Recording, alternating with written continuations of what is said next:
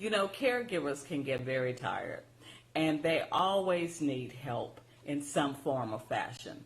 Sometimes they just need someone to listen to them. Their loved one may be asleep in the back and they're trying to run around and get things done, but sometimes they want to just have someone there who will just listen to them so they can just say whatever's on their heart. Are you a caregiver to a loved one suffering from Alzheimer's or dementia disease? This is the Lindsay House Show, where we teach caregivers the practical, medical, and biblical wisdoms needed to inspire hope, change, and healing in your and your loved one's life. Listen in to receive coaching on stress relief, brain health, prayer strategies, and lifestyle improvement. Now, join your coach, certified dementia care expert, Mrs. Jackie Lindsay.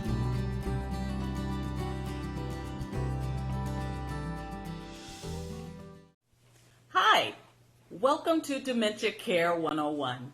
My name is Jackie Lindsay. I'm a certified dementia practitioner, and I come to you each week talking on Alzheimer's and related dementia. Well, this week we're going to be talking about caring for the caregiver as well as the person with dementia. One of the things that would really be a benefit, and I would appreciate if you could just share it with others.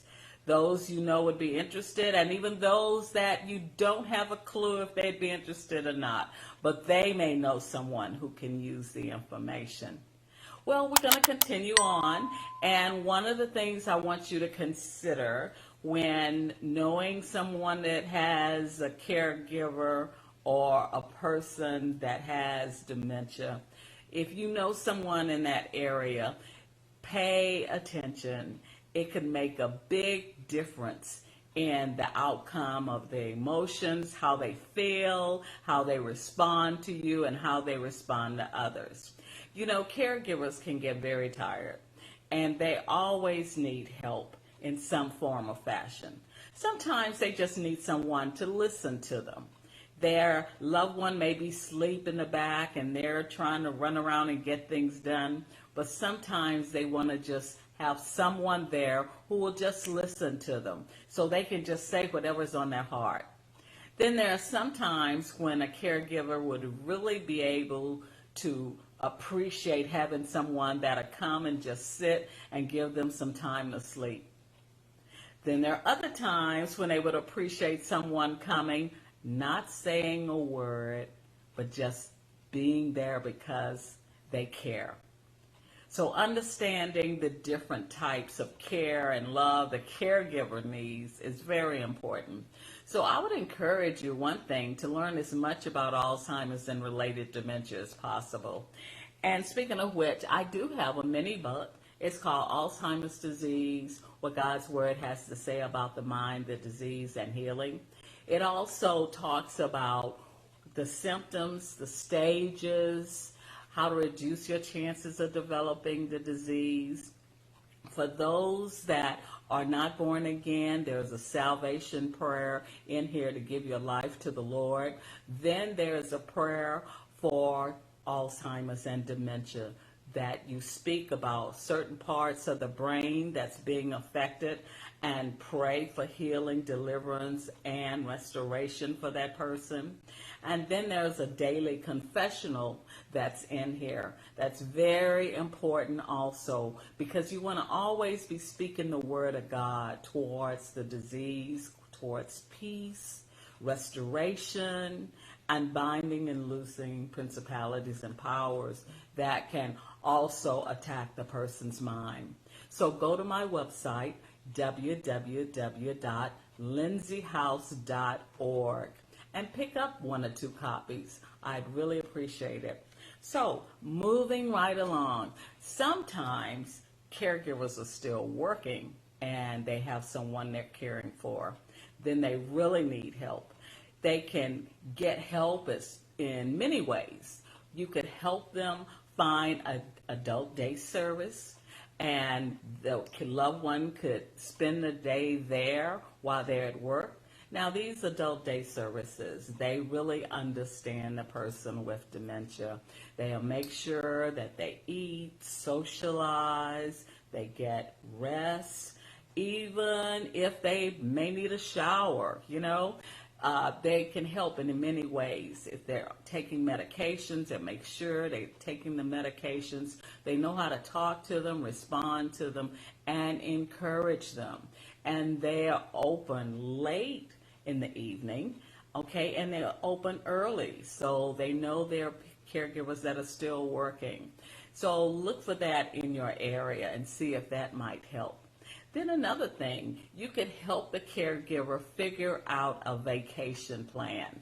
Yes, they need vacations. They range. They can be 1 day, 1 week, or 2 weeks. Even more if they feel comfortable being away from their loved one. Hi, this is Jackie Lindsay. Sorry to interrupt your video, but I just wanted to let you know that caregiving can be very difficult and it can be very rewarding. And I would like to make myself available to you if you need personal attention, personal care. See, people think it's easy to care for someone with dementia, but it's not. The most important thing is to first take care of yourself. Now, without taking care of yourself, you're not going to be able to take care of anyone else. So you need to get the help that is available to know what to do, when to do, how to reverse this, how to keep them calm, how to keep them focused on the future that they need while you keep motivated to continue. So I give you step-by-steps for yourself and for your loved one. And I guarantee that you will see improvement because what God's word is true. He does not lie. He created your loved one. He created you, and he's well able to restore. Oh yeah, contact me at my website, lindsayhouse.org. Let's get together and let's make a difference. Now back to the video. Now let me give you some ideas. If you have the time and you would like to be that person to stay with a person that has dementia while the caregiver just has a day, hair day, spa day, shop day, movie day, eat day, just away so she can think or he can think without being interrupted with caring for someone. That's an idea. Now, if it's a couple of days, maybe you can get a couple of friends of yours and you all work out a plan to be able to help that person. Well, that's going to take everyone doing their part, understanding the person that they're caring for, because each person with disease is different. Now, some are independent, some you just need to give them a little direction.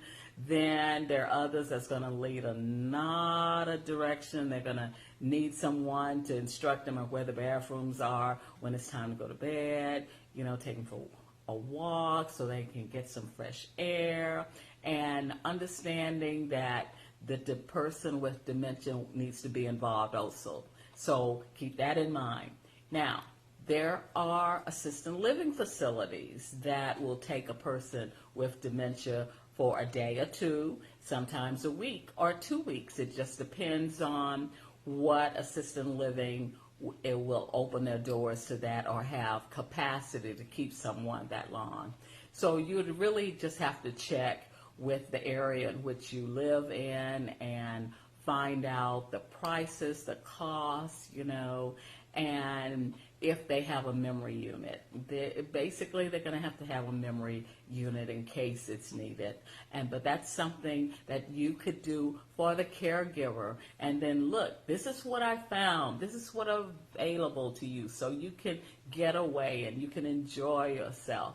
And you have to be creative. And sometimes they can take trips with the person with the disease. Now that's a whole different subject, but we'll get into that. It just takes a lot of planning and understanding, and then getting information on where you're going and all. So we'll talk about that some other time. One thing you could do if you love to cook, you could invite them over to your house so it'll seem like a getaway and they have an opportunity to get out of the house, be in a different environment. That would be great for them. So that for both of them. And then if the caregiver is coming up with ideas is beginning to get a little difficult, then number one, if you know the caregiver very well, you know what they like, they don't like, what they love to do and haven't had a chance to do, or if you haven't heard them talk about it, you could use that as an example. Okay, maybe they have a certain hobby they'd love to do, or maybe they want to take up a new hobby or something.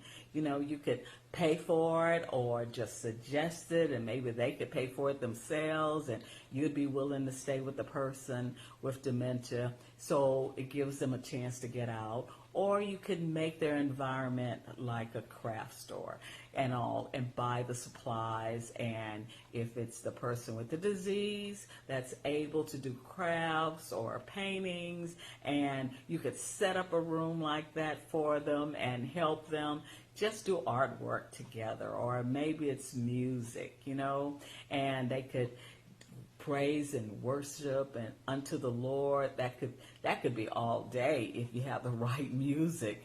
They could enjoy that, or have an atmosphere of church. We have the whole thing, the word, encouragement, praise and worship. You can even take up an offering at the end, but you can make it fun, something that's relatable to them, something that they would really enjoy. And with that pet therapy, you could invite an organization that does pet therapy, so that person could come in. And animals are so loving, and they definitely rest the mind of the person. So that's something you could look at. So let's see what else is on this list that we could think about. Oh yeah, caregivers trying to keep up with bills, so you could help them get on automatic pay. That would be a definite benefit.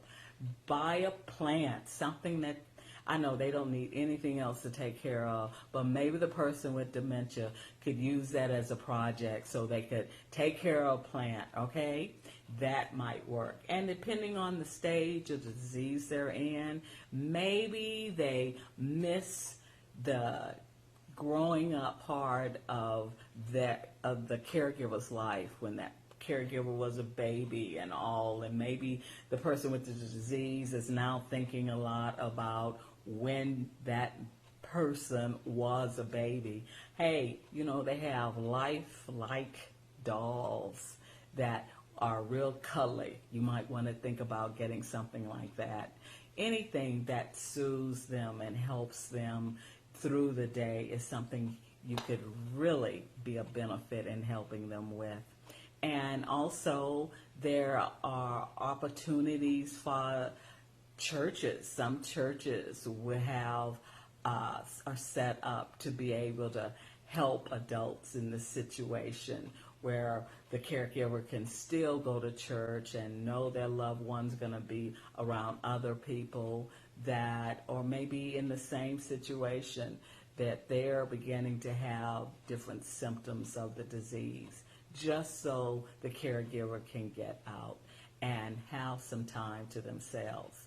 Now, other things to consider, say adult day service is not helping.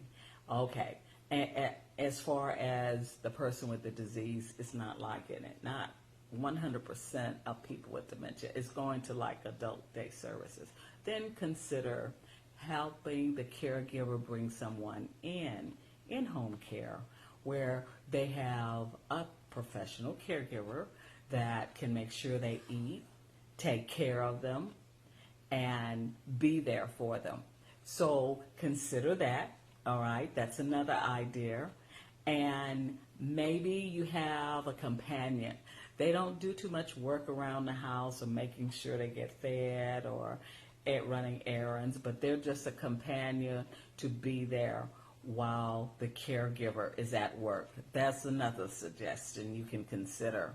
There are a lot of things that we could put on the plate that's important. I'm looking down at my list here, And has prayer. Always important to pray. You know, it's not that you're going to be doing that all day with the person. They probably would be ready to do something else, but it just gives you ideas of what you could do. Cut up some coupons and go to the grocery store and get a good deal on food items. That's something that can be done as a caregiver, the person with the disease, and yourself, you know, to make it a fun time. If you're going to the grocery store, stop by, ask them if there's anything that they need. Or if you know there are basic things that every house needs, as staples for food, you could pick that up for them and all. You could determine, hey, maybe I'll just make sure that they don't have to get up and go and check their mail or do their own yard work, or I could recommend somebody. Those are the things to think about. And when you write this list down, if it was me, what would I want it? If it was a caregiver, what would they want on it? If it's a person with the disease, what would they want on this list? You know, what would excite them? So just put yourself in the other person's situation and see how that might work. Okay, and then there are opportunities for the person with the disease to be able to go to different events that are specialized for those with dementia and with other people that are being challenged with dementia. And they have activities all day for them. And it's not as adult care as it is activity care. There are places that do artwork, and the person with the disease goes every day or a couple of times a day and spends 3 or 4 hours there, and it gives the person that's a caregiver a chance to get away. And some companies, they even have special care for the caregiver's loved one on the job, so you could ask the company about that, what they may have available that would be of service. So this is a joint thing that has to be done either with other family members or relatives working together. So one of the things we have to keep in mind that the caregiver, they're already stressed. And so they need help having someone there that can actually just remind them, did you think of this? Have you considered that? And that would be a great service to them, because they not only have their private life, now their life is the person they're caring for, and trying to keep both of those in order and accomplish that can be a challenge. And maybe it's time for the person with the disease to go and visit the doctor. Well, if you know the caregiver is getting ready to take them in advance, you might want to go with them, because it is so much information that the doctor may want to share with you, with the person, the caregiver, or the caregiver may have a lot of information she wants to share. And to be that person that's taking notes to help her remember what to ask or to write down what the doctor said would be a great idea. Or maybe it's the caregiver's visit. It's her time or his time to visit the doctor. And 9 times out of 10, they're going to have some imbalances going on because they haven't really been taking care of themselves like they should. And if they don't take care of themselves, they could turn out to be the person that ends up dying before the person with the disease. In fact, 66% of the time, the caregiver will pass before the person with the disease because they neglect their health. They neglect the part of eating and exercising and staying socially involved and stimulating their mind and getting out, being with others, and they're just run down. And then they get to the point they don't care. So if you have a friend that is a caregiver, you don't want that to happen. So you have to be the second set of eyes, ears, okay, and mind the time to keep them organized and engaged so they don't get lost. And so the person they're caring for doesn't get lost either. And they both need help. And therefore, it becomes a real challenge to get what's necessary. And if you walk into a caregiver's home and you find out you can't even get through because of everything stacked up and the smell, and the person doesn't look right, and then the person with dementia, they're just over there in la la land and it's just a mess, you're going to have to get some type of service to come in and help identify the problem. A case manager. It may even get to the point if the caregiver doesn't want anyone in their home and refuse to let you in or anyone else, you might have to get adult day services involved, because things have to be straightened out and taken care of. Death will come sooner than you ever could have imagined. And so when you look at different things that need to be done in a household like this, it's good to have as much information about how to help them, what you can do, what you and your friends can do, and how to direct them and help them weave through the problems with agencies that can come in and help and be what they need them to be. There's an organization, it's called Area Agency on Aging. In Tulsa, it's called INCOG, but in other areas, it's called Area Agency on Aging, and they have one in most states, and they are this big nonprofit organization that has areas and answers and numbers to people to call and get the help to come in and help, from legal aids to in-home care to a companion to dog sitter, just you name it, that can make a difference. And so if they don't know about that service, then you can help them with that. And if you would like to have more information, you can contact me at www.lindsayhouse.com. And I do one-on-one consultations with caregivers. It can be with the caregiver and the person with the disease, or just a caregiver. The first time it should just be the caregiver so they can say what they really feel the first time we get together. Or a group of people that would love to know more information on Alzheimer's and related dementia. I can do workshops, simulation, so you actually experience what it's like going through the disease. We have videos that demonstrate if you do this, then you will have a better result. If you do nothing, this is the result. And there are ways to take a person that's not talking, not engaged, and have them talking, engaged, and laughing, and even dancing. So there are processes in the care that can be made to bring them back. And I want you to remember, man doesn't have all the answers, but God does. He is our creator God, and he created us, and he knows how to fix us. But we truly need to know how to seek him.